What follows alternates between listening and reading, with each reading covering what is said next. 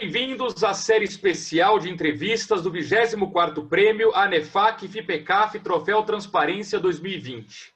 Nesta série, a ANEFAC está ouvindo as empresas ganhadoras, trazendo muito conteúdo e dicas dos executivos que conquistaram essa tão almejada premiação no mercado financeiro. Hoje, uma entrevista especial. Nós vamos conversar com Geraldo Soares, que é superintendente de relações com os investidores do Itaú Unibanco. O Itaú Unibanco, que é patrocinador do Troféu Transparência 2020. Geraldo, seja bem-vindo, tudo bem? Obrigado, tudo bem, Luiz? Tudo ótimo. Geraldo, qual a importância para o Itaú Unibanco de patrocinar o Troféu Transparência, que é a única premiação no Brasil que privilegia as empresas que têm demonstrações financeiras transparentes? Em primeiro lugar, é um prêmio reconhecido, é um prêmio que já tem uma longa história, né, Luiz, no mercado de capitais, onde as instituições financeiras não participam. Então, é mais um motivo da gente patrocinar, porque o Itaú, a gente não patrocina prêmios onde nós estamos concorrendo a esse prêmio. Não faz sentido nenhum.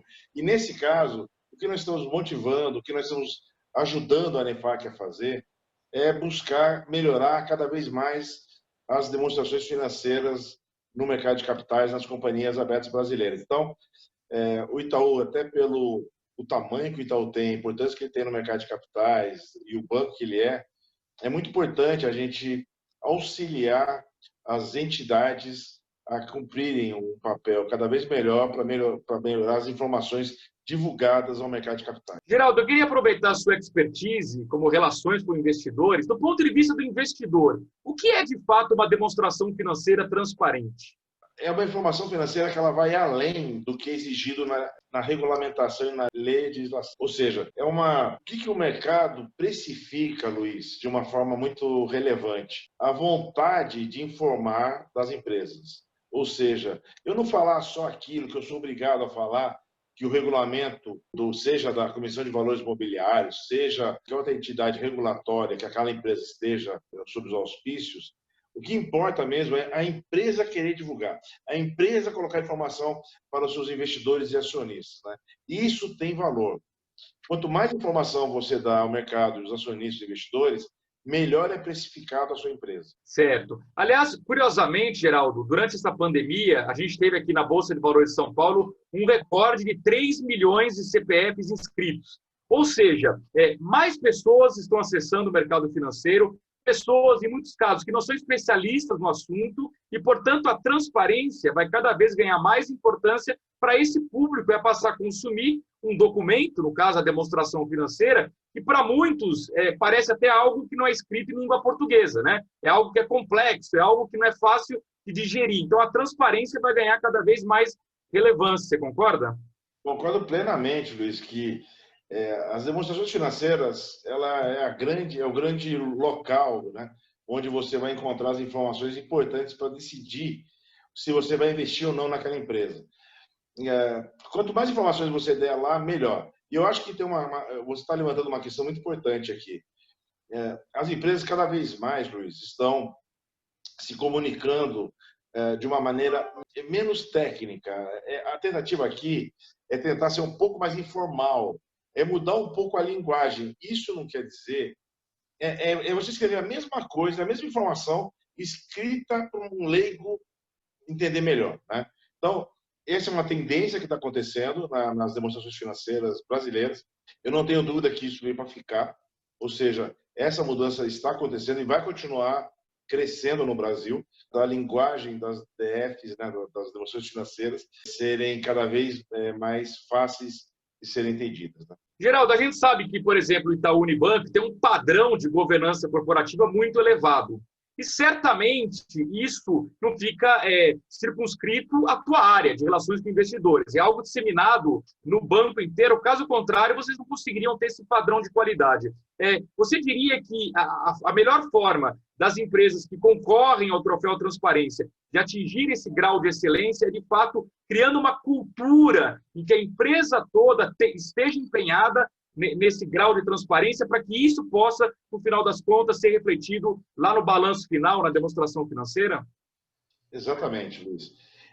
A prestação de contas de uma empresa, via suas demonstrações financeiras, ela é muito importante, mas tem que ter uma participação de todo mundo, né? Desde a pessoa que está lá numa fábrica, em outro estado, que ela acha que ela não tem nada a ver com o assunto, só que os números que ela está compondo, lá que ela está fazendo, etc., não só a parte financeira, mas a parte não financeira também, são informações importantes para serem compostas na prestação de contas da empresa.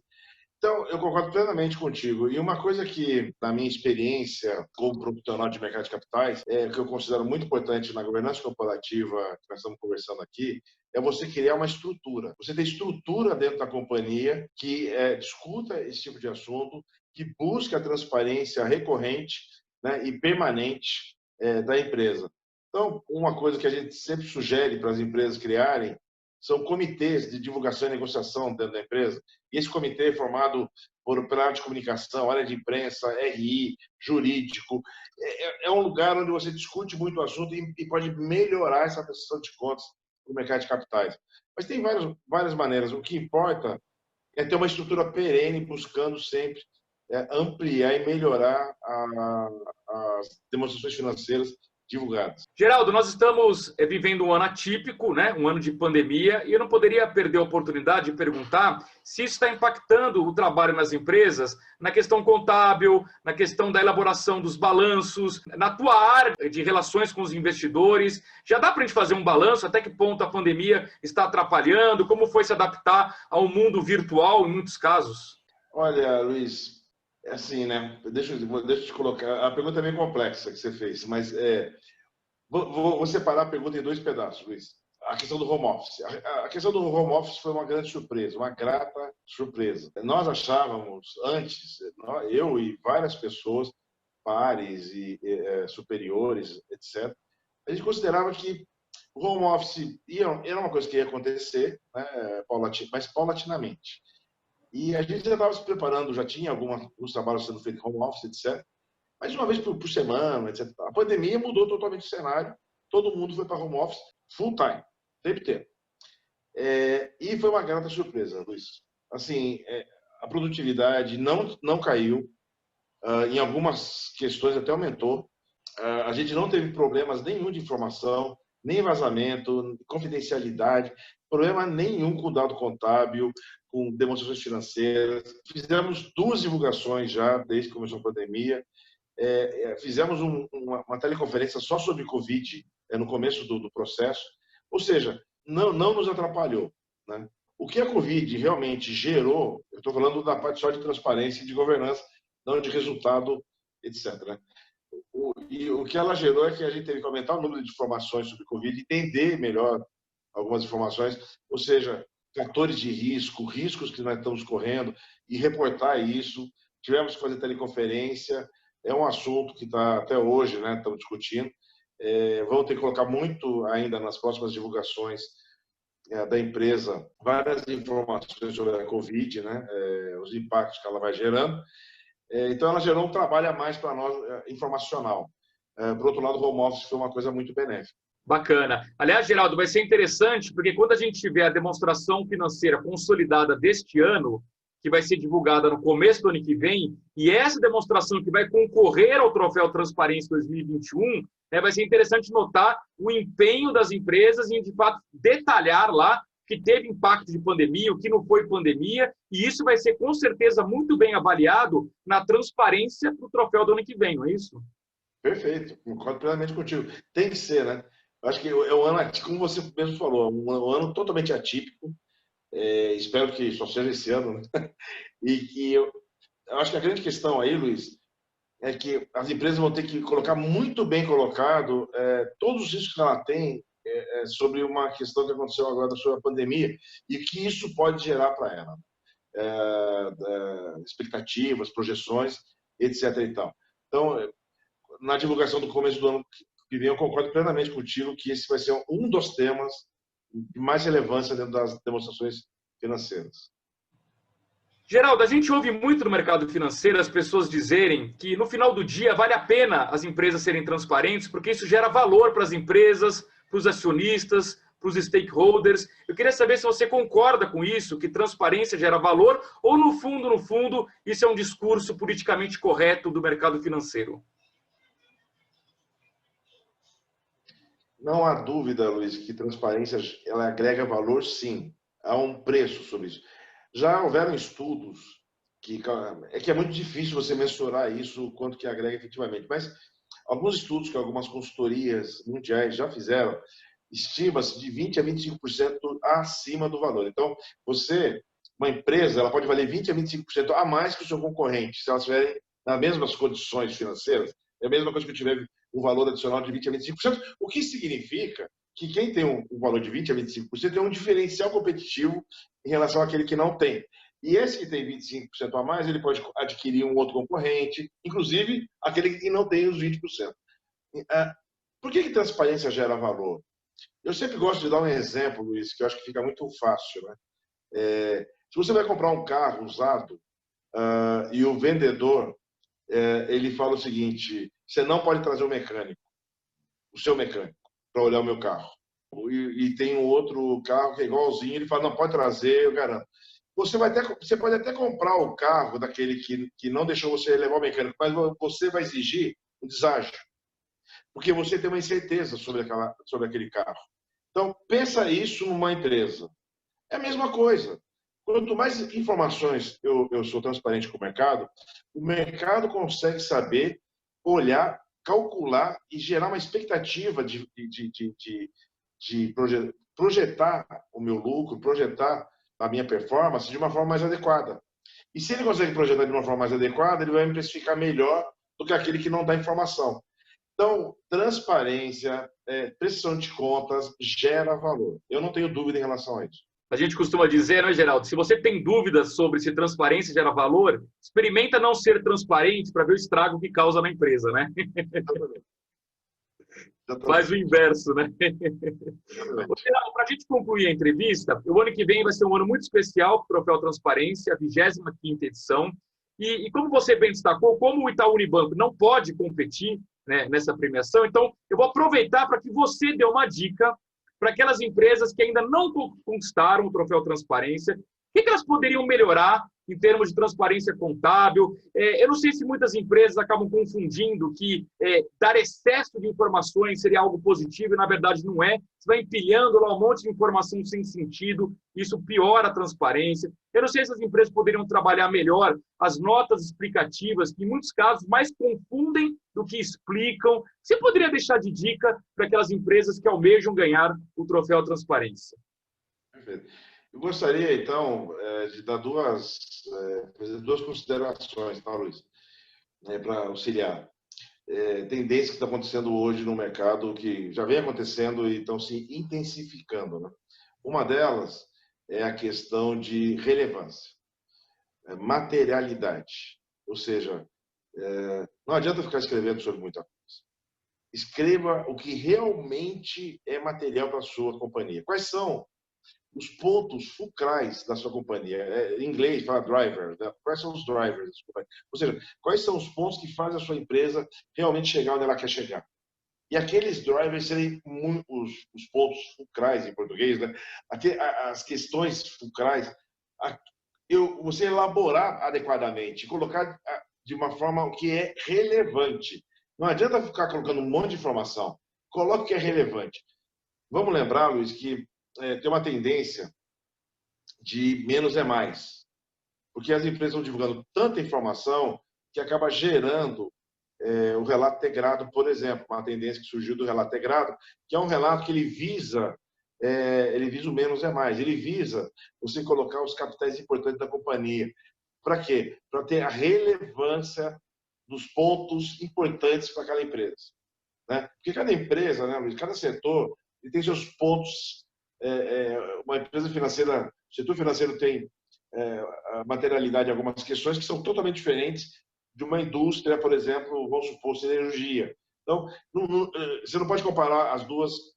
Então, veja o que é realmente importante para a sua companhia e trabalhe com aquilo. Não queira dar muita informação, né? E com relação às notas explicativas, uma coisa que eu acho que você tem, né, o teu comentário foi muito feliz, e eu te comentei um pouco nessa gravação, é que há uma tendência, mas que está diminuindo, mas a gente sempre escreveu as notas explicativas de uma forma juridiquês e contabilês, né? Então a gente vai lá e segue literalmente o que está na contabilidade e o que o jurídico, ou, né? Pode ser até eu, ou que o jurídico mandou a gente fazer exatamente aquilo.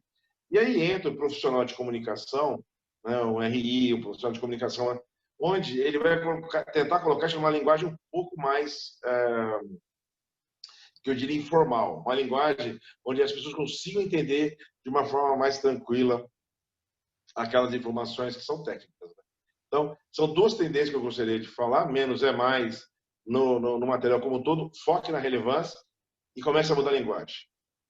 Geraldo, e agora sim, para encerrar, eu tinha esquecido de um ponto importante para a gente debater aqui, que é essa sigla mágica do mercado, ESG em inglês, né? ESG, que é meio ambiente, social, governança. Isso é uma tendência, já é uma realidade, é uma obsessão. Como é que você classifica isso, Geraldo? Bem importante a sua pergunta. Tem eu não sei se todo mundo sabe que está ouvindo, espero que sim. Tem a Fundação IFRS, né? IFRS Foundation, que faz, que normatiza toda a parte contábil em IFRS no mundo, certo? Recentemente, não faz questão de semanas agora, Luiz, a IFRS Foundation soltou uma audiência no mercado, falando se ela deveria ou não deveria, ela, IFRS Foundation, regulamentar, normatizar a questão ESG na contabilidade. Tá ok? Essa é uma revolução, né? Hoje as empresas recebem dezenas de pedidos, de questionários, frameworks, solicitações sobre ESG. E eu acho que essa postura do IFRS Foundation, e tem outras que aconteceram também, das Big Four, das auditorias externas, as 4 maiores auditorias externas do mundo, soltaram um paper agora também. É tudo nos últimos quase um mês. Tá? Um mês teve 3 grandes movimentos nesse setor de ESG. E isso vai mudar as demonstrações financeiras no futuro. Tá? Eu não digo que vai ser para 2021, mas eu não tenho dúvida que daqui a 2 anos, 3 anos, ele vai começar a ver dados de ESG nas notas explicativas auditados. É uma tendência que eu vejo que vai acontecer. Eu estou vendo que isso vai